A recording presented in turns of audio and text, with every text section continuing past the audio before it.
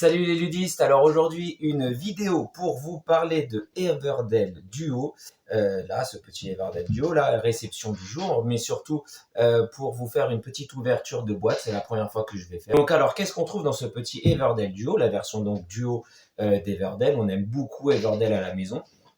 On a même pris le petit Everdell qu'on trouve très sympa et plus facile à sortir. Même si du coup on perd un petit peu dans la complexité du jeu de base entre guillemets, surtout qu'on a aussi toutes les extensions qui apportent beaucoup de richesse au jeu, mais qui prend beaucoup, mais alors beaucoup de temps à installer.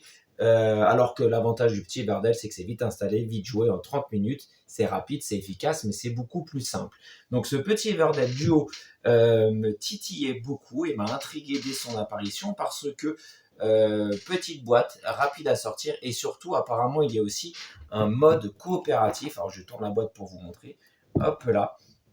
Donc il y a ici une nouvelle campagne coopérative avec de la rejouabilité. Donc ça peut être sympa. Ça m'a l'air tout à fait original et sympathique. Donc on peut jouer en compétitif à 2 joueurs ou alors on peut jouer en mode coopératif avec un mode campagne.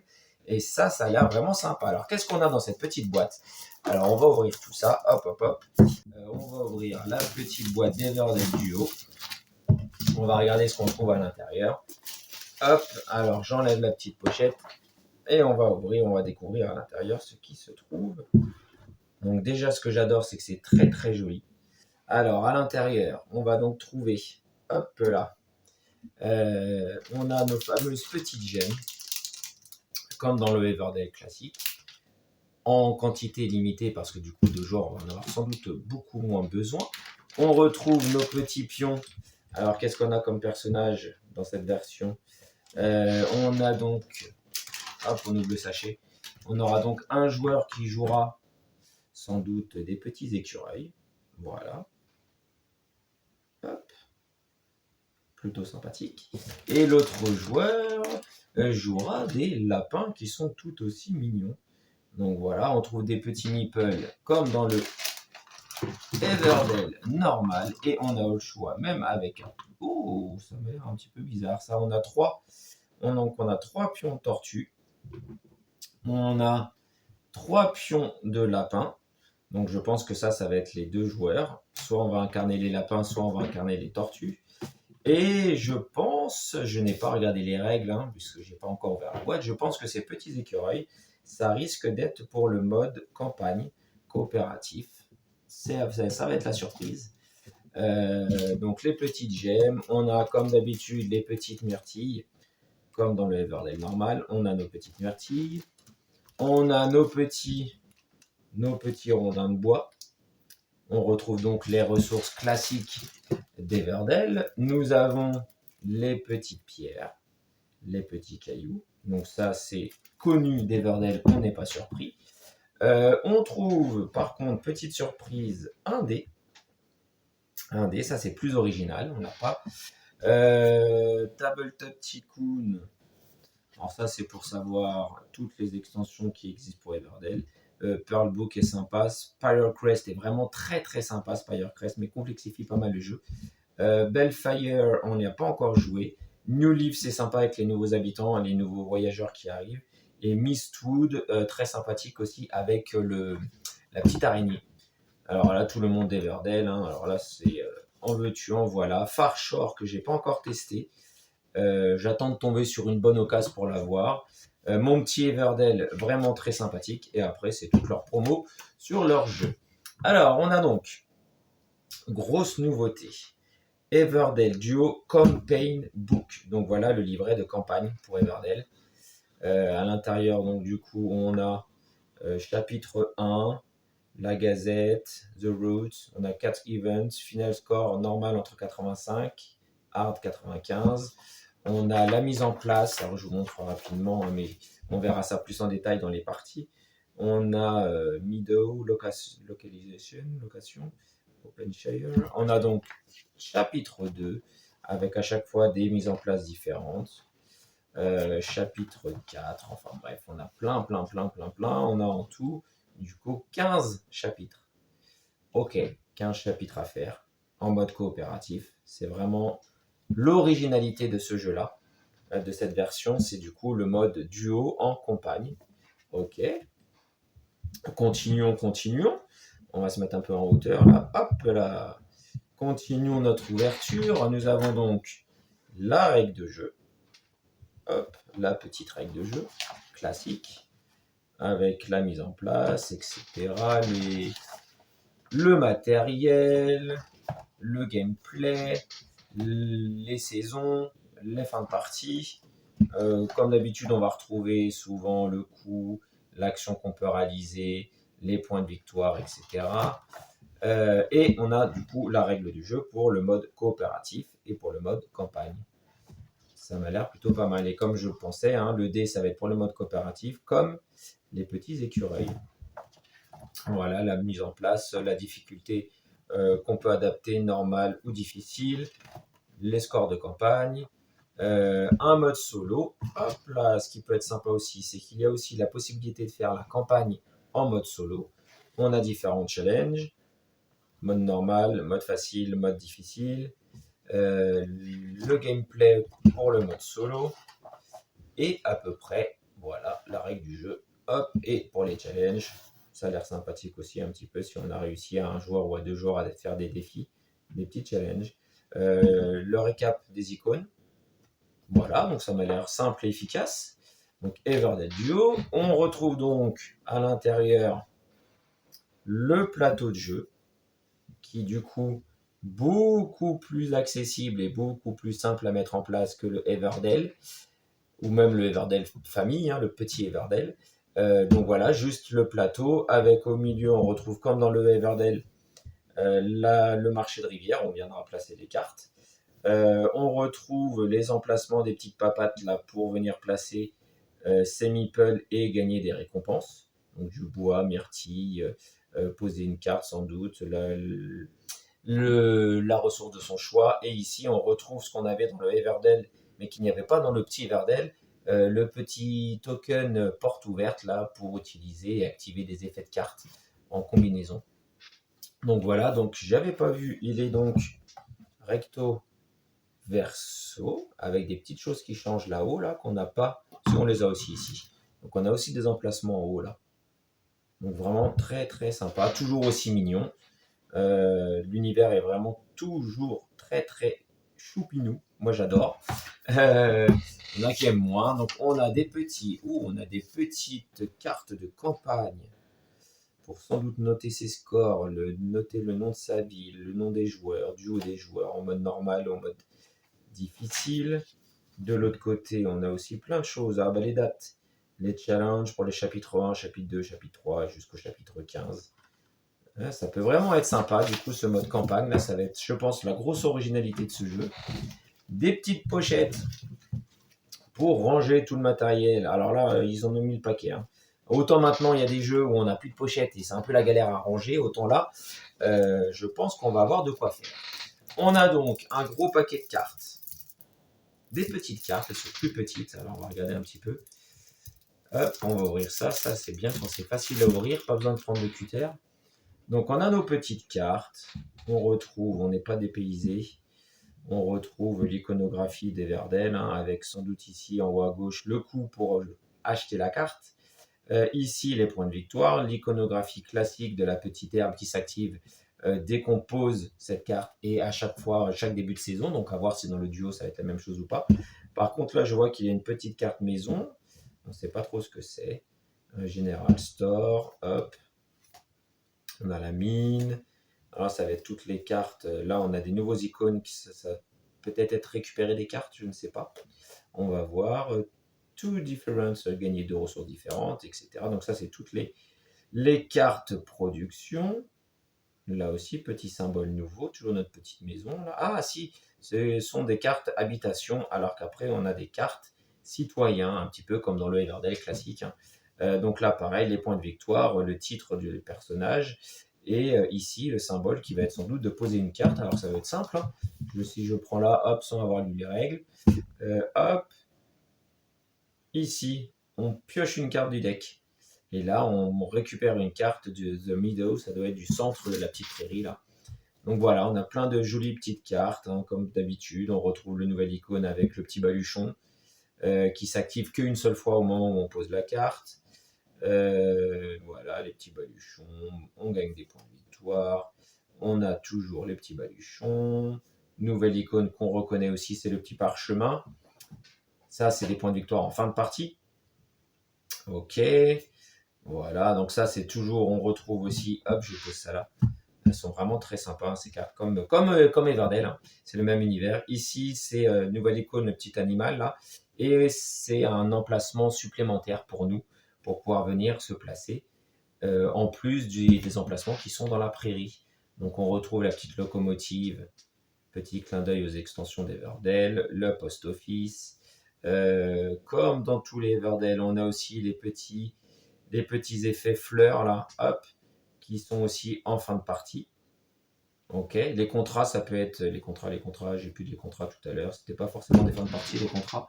Je vous remonte les contrats ici, hop, ça voilà, hop, made this card from your city to play. On peut le défausser, c'est un effet en fait, les petits contrats des fois. Par exemple, si j'ai ce bonhomme là, je peux le défausser de ma ville pour jouer un autre petit animal avec 3 myrtilles de moins en coût d'achat, en coût de pause. Et ici, on a aussi un nouveau petit icône, on peut payer en défaussant des cartes. Ok. Donc voilà, donc on retrouve toutes nos cartes habituelles avec les scorings de fin de partie. Celle-là, là, vaut 2 points pour chaque autre petite papate dans sa cité.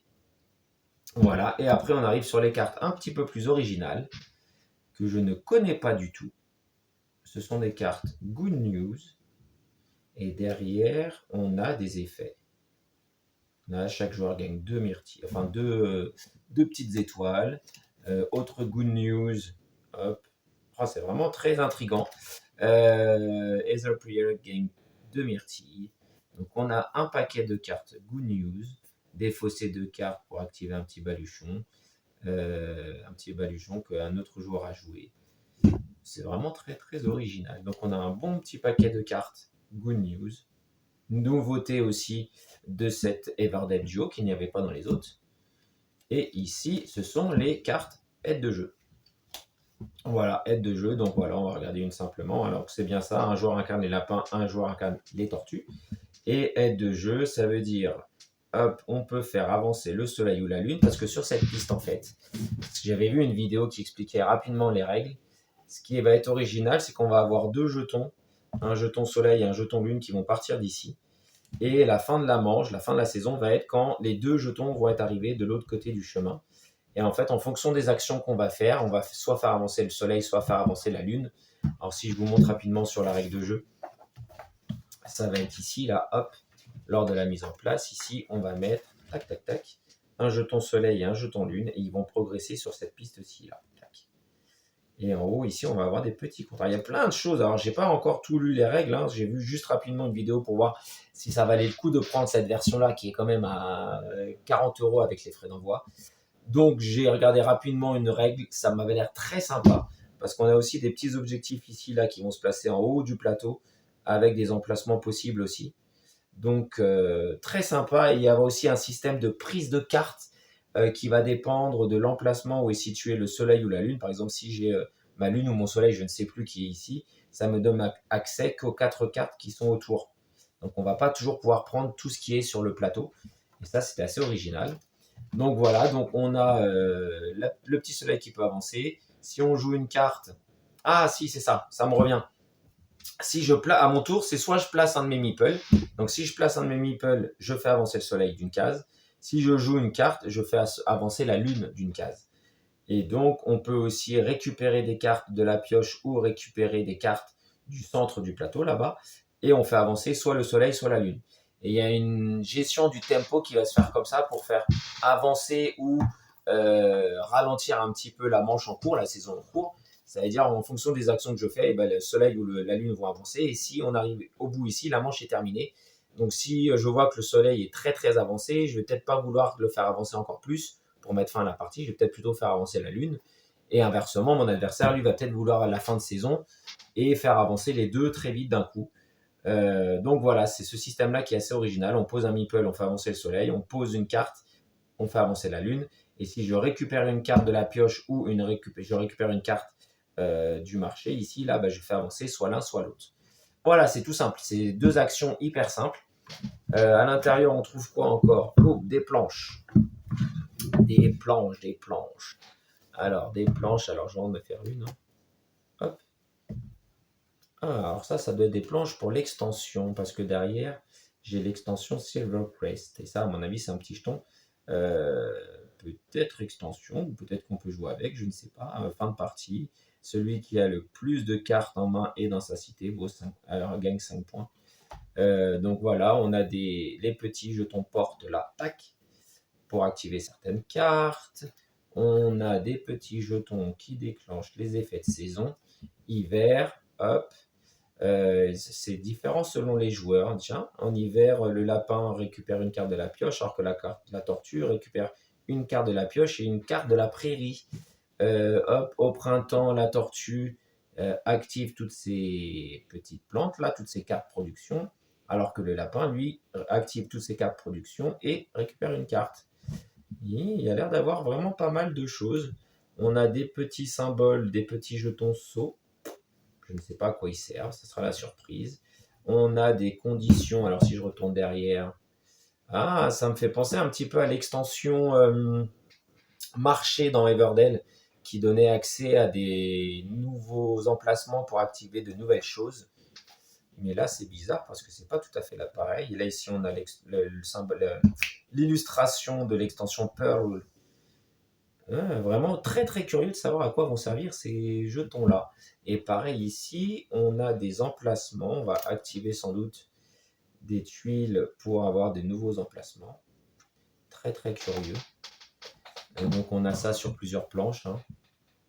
Hop. C'est peut-être des conditions de fin de partie. Ça m'a l'air d'être ça. C'est un peu comme les contrats dans Everdell, je pense. On a le premier qui a 3 plantes, et 3 cartes plantes et une carte fleur.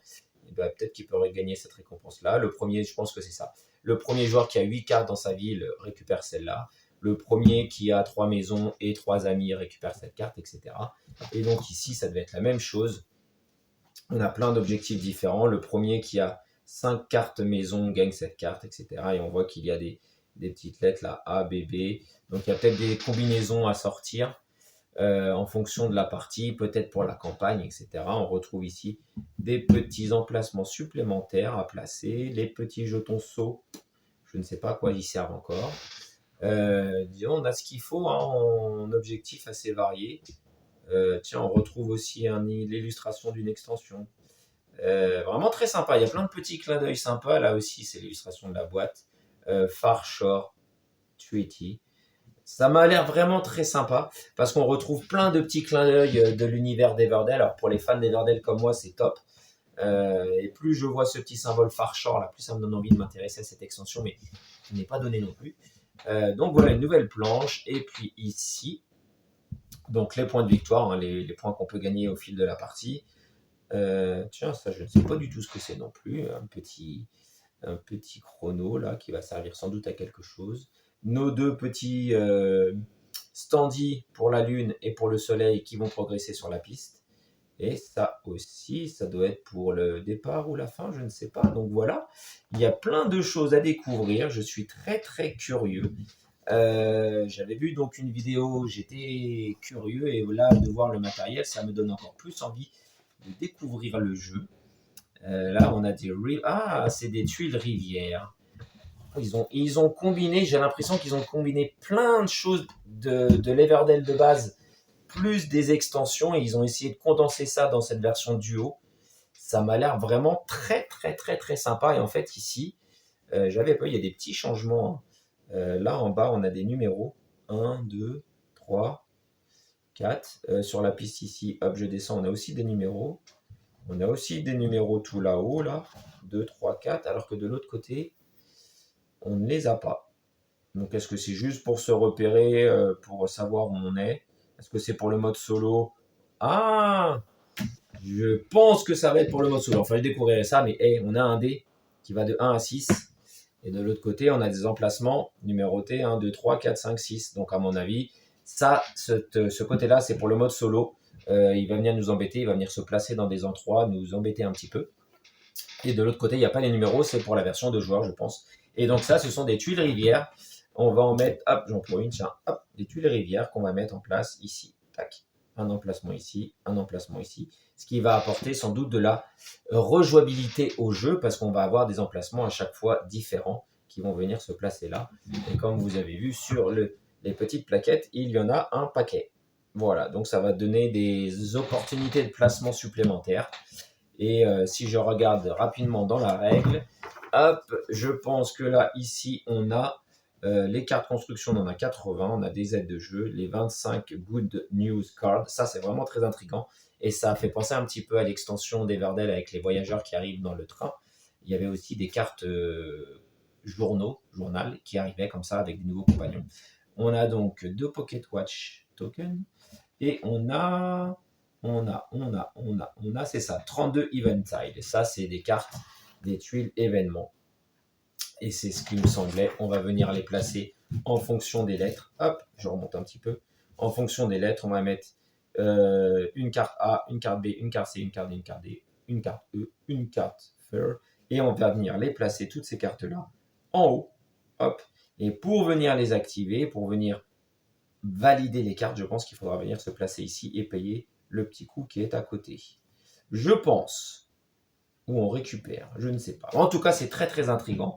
On a aussi des petites tuiles qui viennent se placer sur le côté là. On a plein de choses très sympas. Ça me titille beaucoup ce jeu. Donc voilà, cette version duo. Une extension, pas une extension, un standalone qui m'a l'air d'avoir repris et d'avoir remixé plein de petits détails qu'on trouve dans toutes les extensions dans le Everdell de base.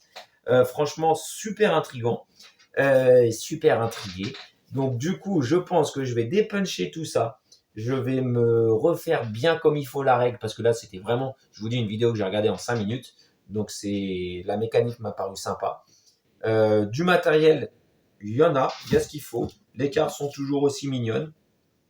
On retrouve le petit matériel d'Everdell, l'univers d'Everdell, compacté dans une petite boîte pour 2 joueurs et pour joueurs solo et pour un mode coopératif, une campagne coopérative qu'on peut sans doute faire aussi en solo. Vraiment, j'ai hâte d'y jouer, mais ça sent bon, ça sent plutôt bon. Donc je vais voir si j'arrive à convaincre Ludimalo ou Ludimel de faire des parties à 2 avec moi, hein, du coup, ou alors si je me lance directement en solo pour voir un petit peu ce que ça donne. En tout cas, voilà ce qu'il y a dans la boîte d'Everdell Duo. Localisation en français, je ne sais pas, parce que là pour l'instant c'est en anglais. Donc si vous avez des infos sur la localisation en français, mettez-le en commentaire.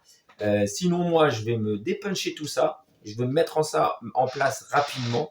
Et peut-être qu'on fera une partie solo pour découvrir un petit peu quand même le jeu. Ou une partie duo. Un avis après une partie duo plutôt. Mais je pense que je vais faire une partie solo pour voir un petit peu de quoi il en retourne. Donc voilà cette première vidéo d'ouverture de boîte. Égale à moi-même. C'est parti dans tous les sens. J'ai ouvert un petit peu comme ça. À la découverte. Voilà. J'espère que ça vous a plu, que ça vous a donné une idée du matériel et de ce qu'on trouvait dans cet Everdell Duo. Voilà, je vous dis donc bonne fin de journée, bonne soirée, bonne matinée. N'hésitez pas à aller faire un tour sur le site www.unephrase.com et puis moi je vous dis à bientôt pour de nouvelles vidéos. Merci encore aux nouveaux abonnés. On en a eu 10 de plus. J'en ai eu 10 de plus en une semaine. C'est vraiment super sympa. Merci beaucoup à vous. Regardez, hop, merci à ceux qui s'abonnent. Merci aux commentaires aussi, ça fait plaisir. J'essaie d'y répondre tant que je peux, mais là, pareil, je n'ai pas les petites cloches qui s'allument quand j'ai des commentaires, donc c'est pas toujours évident. Merci à vous. À bientôt pour une nouvelle vidéo. Et puis amusez-vous, allez vous chercher une bonne boîte de jeux pour jouer avec vos amis, avec votre famille, avec des amis et votre famille. Et puis on se retrouve à bientôt. À bientôt pour une nouvelle vidéo, bien sûr. Salut!